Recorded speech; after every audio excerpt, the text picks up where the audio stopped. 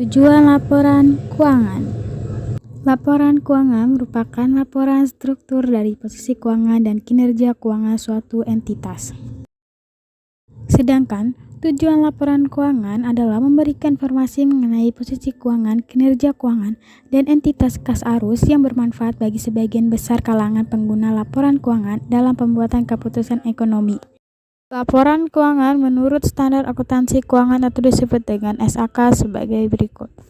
Tujuan laporan keuangan menyediakan informasi yang menyangkut posisi keuangan kinerja serta perubahan posisi keuangan suatu perusahaan yang bermanfaat bagi sejumlah besar pemakai dalam pengambilan keputusan ekonomi. Laporan keuangan yang disusun untuk tujuan ini memenuhi kebutuhan bersama sebagai besar pemakai.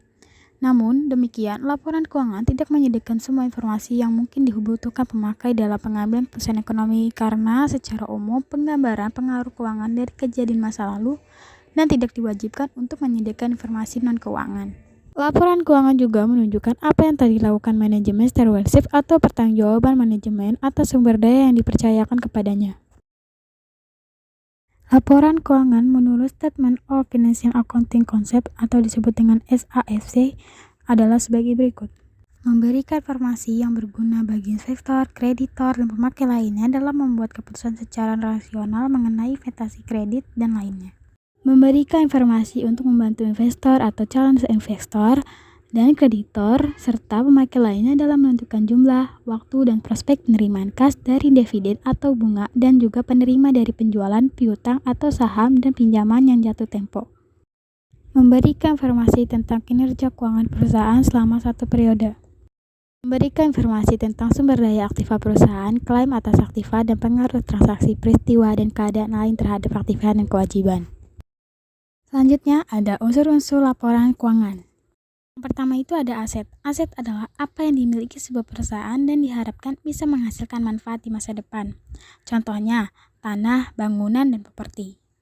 Selanjutnya ada ekuitas adalah nilai dari aset dikurangi biaya liabilitas. Beberapa contohnya adalah pembayaran dividen dan modal saham.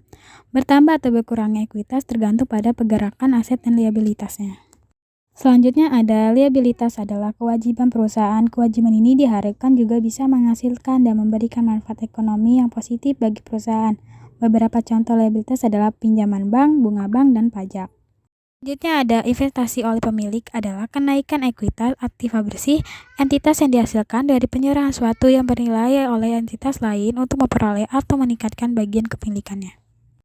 Distribusi kepada pemilik adalah penurunan ekuitas aktiva bersih entitas yang disebabkan oleh penyerahan aktiva, jasa, atau terjadinya kewajiban entitas kepada pemilik. Pendapatan adalah arus masuk aktiva atau peningkatan lainnya atas aktiva atau penyelesaian kewajiban aktivitas atau kombinasi dari keduanya dari pengiriman barang, pemberian jasa, atau aktiva lainnya yang merupakan operasi utama atau operasi sentral perusahaan. Laba komprehensif adalah perubahan dalam ekuitas entitas sepanjang suatu periode sebagian akibat dari transaksi, adaan peristiwa, serta keadaan-keadaan lainnya yang bukan bersumber dari pemilik. Beban adalah arus keluar aktiva atau penggunaan lainnya atas aktiva atau terjadinya muncul kewajiban entitas atau kombinasi dari keduanya yang disebabkan oleh pengiriman atau pembuatan barang, pemberian jasa, atau aktiva lainnya yang merupakan operasi utama atau operasi sentral perusahaan. Keuntungan didapat dari peningkatan ekuitas seseorang maupun sebuah perusahaan. Keuntungan jumlahnya bisa berbeda dari suatu periode ke periode lainnya.